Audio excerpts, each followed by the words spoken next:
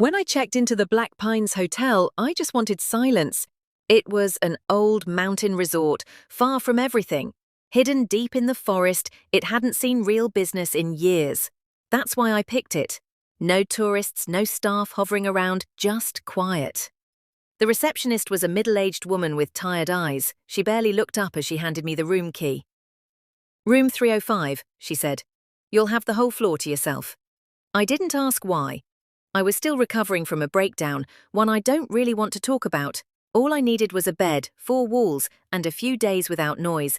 The hotel was freezing inside, the halls were too quiet. Old carpets absorbed every footstep, walls were yellowed with age, and the light bulbs flickered like they were afraid of the dark. I settled into room 305 around dusk. The view from the window showed endless pine trees swaying in the wind, like they were whispering to each other. I tried to relax, made tea, read a bit. I told myself, this place is empty, you're alone, this is good. At 1:43 a.m. I woke up suddenly. There was a sound, a soft, rhythmic thud. Like footsteps. In the hallway. I held my breath and listened. The floor creaked once, then again. Slow, deliberate steps, getting closer to my door. I looked through the peephole. The hallway was dim, empty, but I could hear them. 1, 2, pause. 1, 2, then nothing. I waited a full minute before opening the door. Nobody, just that long, silent hallway stretching into shadows. The air smelled like dust and old pine wood. I stepped out. The only rooms on this floor were 301 through 306, all empty, supposedly. I walked to the elevator. It hadn't moved. Then I noticed something. Room 304. The door was slightly open. That didn't make sense. I was told I had the floor to myself. I reached out and gently pushed the door open. Darkness, no lights, no sound.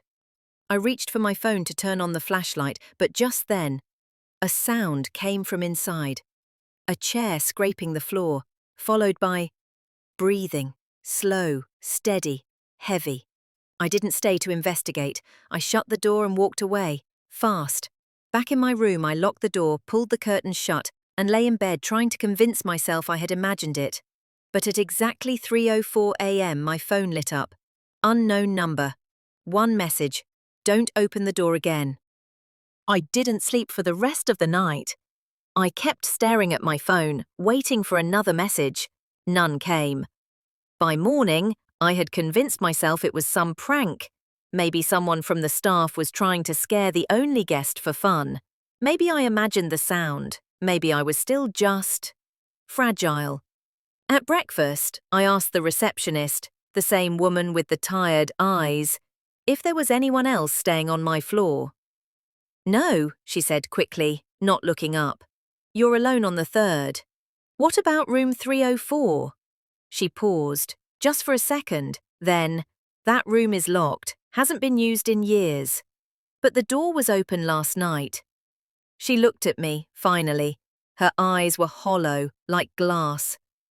"Must have been a mistake," she said. "Don't worry about it." But I did worry.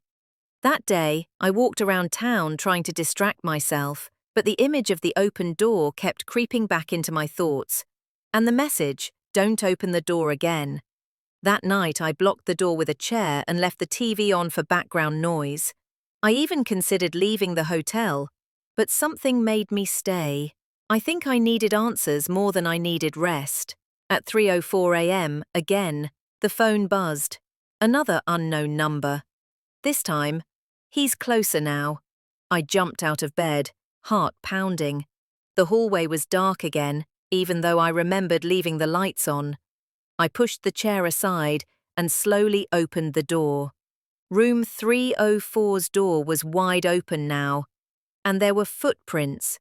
Bare, wet footprints, leading from that room down the hall. I followed them. Every step felt heavier. The air was thick, and something smelled faintly like mildew and rot. The prints ended in front of the elevator. But when I turned to go back, I saw someone at the end of the hallway. A tall man, motionless, dressed in something pale, maybe hospital scrubs. His face was blurred in the dim light. I called out, "Hello?" He didn't answer, just stood there, watching. Then he took one step toward me. I turned and ran back to my room, slammed the door shut, locked it, and didn't sleep a second more that night. I didn't leave the room at all the next day, not for food, not even for water. The image of that man, standing at the end of the hallway, burned itself into my memory. I kept asking myself the same question. Who was he? And more importantly, why did it feel like he knew me? I tried calling the front desk, no answer. Tried checking out online, system error. I even opened the window thinking about climbing down, but it was a straight drop 3 stories down. No fire escape. That night, I didn't turn off the lights. I sat in bed, phone in hand, flashlight ready, eyes locked on the door. At 2:59 a.m., my TV turned off on its own. 3 seconds later, the hallway lights flickered, then went out. At exactly 3:04 a.m., my phone buzzed again. But this time it wasn't a message. It was a call. The screen said, "Room 304. My blood turned cold. I didn't answer. Then a knock. Not at my door. At the inside of my closet. 3 slow knocks. I froze. The closet door was maybe 5 feet away. Another knock. Louder.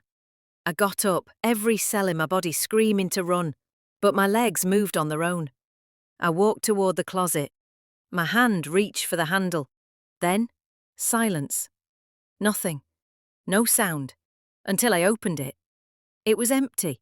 Just my suitcase and a few hanging clothes. But as I stared, a whisper came from inside the wall. "You saw him." I slammed the door shut and backed away. My phone slipped from my hand and landed screen down. I grabbed it and saw one more message had appeared. "You let him in." I didn't sleep. I just sat in a corner, watching the closet, waiting. Morning came. I ran downstairs to the front desk, determined to leave, to demand help, anything. But the lobby was empty. Not a single soul. The reception desk was covered in dust, and the key, my room key, was already hanging on the wall, as if I'd never arrived. I stepped outside into the morning sun. No cars, no people, just the forest. I walked for miles before I found a gas station. I called the police. They told me, Black Pines Hotel closed permanently in 2007. No one's operated that place in over 15 years. I swear, I was just there. They didn't believe me, no one would. But sometimes, at 3:04 in the morning, I get a text from a number I don't recognise, and it always says the same thing. He's still in room 304.